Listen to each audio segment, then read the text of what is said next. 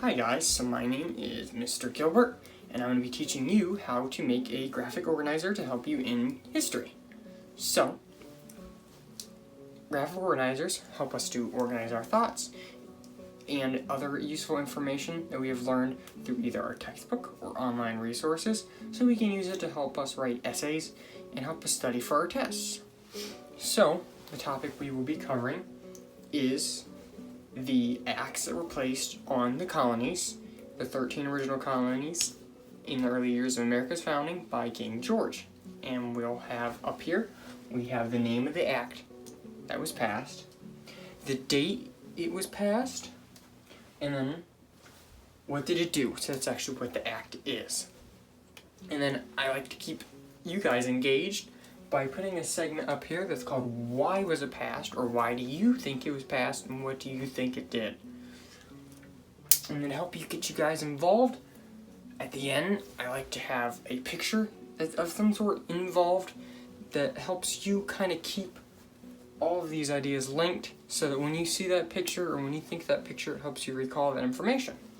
So, when making a graphic organizer, you always want to start with your basic square. And you can split it up into columns depending on how many items you need to organize. So, I already put 3 down. We're going to be covering 6 different acts. So, you will have the names of your acts through here, your dates that they were passed here, what did it do, why do you think it was passed, and then your picture at the end.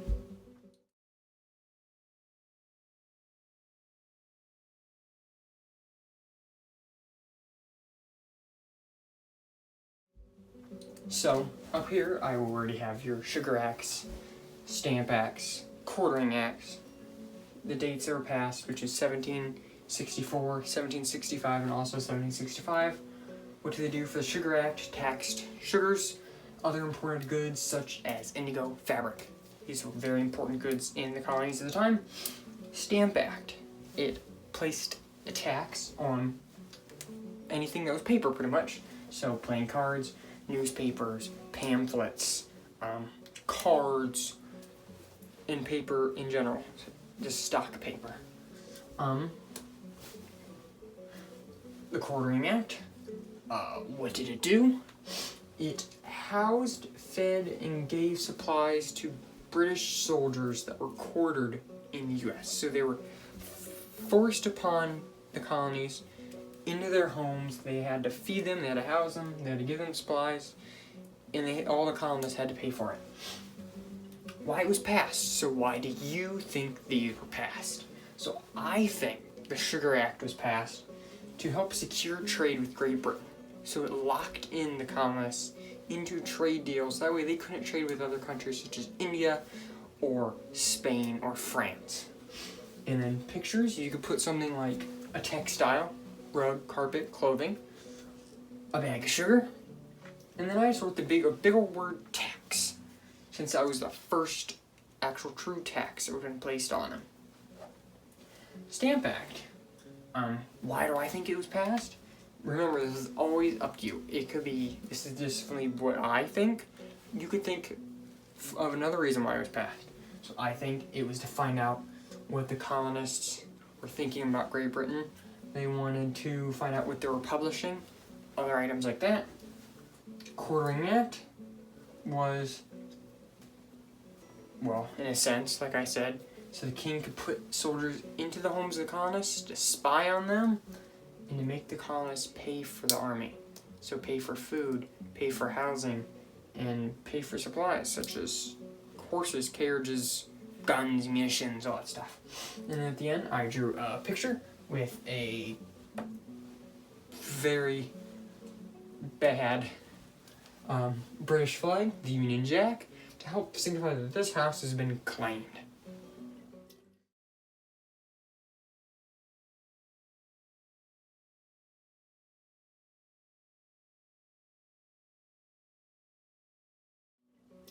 So, I'm going to put in one other act up here, just to kind of help you guys along to help fill in this information. When getting your facts and other information, I always recommend you use either your textbook or a scholarly source that you find online, whether it ends in edu. Sometimes org.org organizations are good.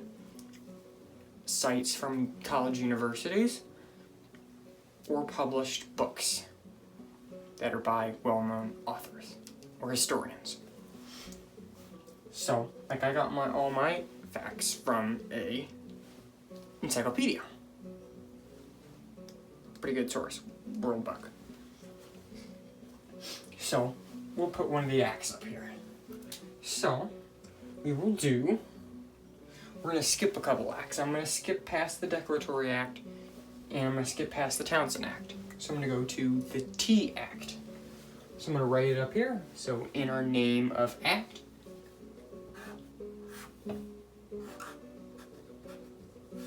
T Act. That was in 1773. So 1773. T Act. It gave. So what did it do? It gave the East India Company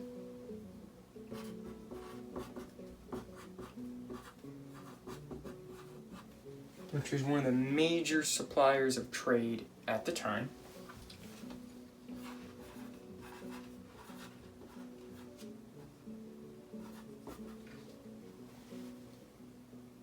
total control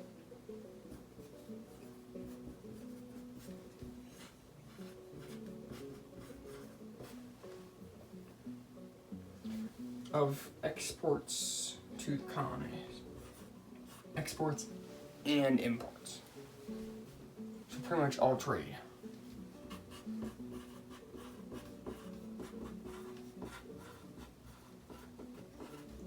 This also put a tax on tea as well.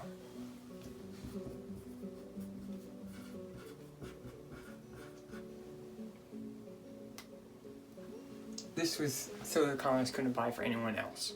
So it gave Great Britain total control of tea creation and distribution and supplying to the colonies.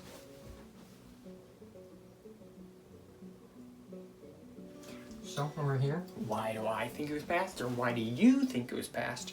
You'll go ahead and fill it in the box here. So I'm going to go ahead and leave that blank because it's all up to you. Over in the end, we all know Boston Tea Party.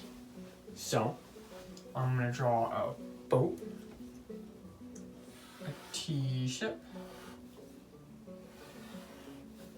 with a simple little sail, and I'm going to throw on some guys, and you can draw whatever you want, whatever helps you recall this act, whether it's just a picture of a tea crate, picture some guys on a boat throwing it in the sea, or anything else that helps you recall that fact.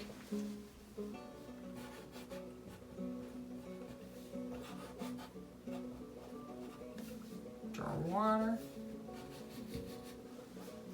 And there we go.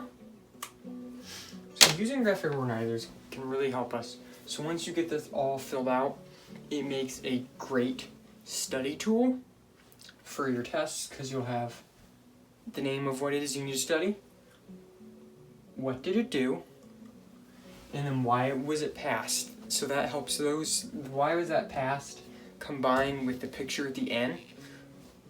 They give you a little play to kind of do what you want, and also help you recall what did it do, which will be some of the main items that will be on a quiz or exam, or if you're writing a paper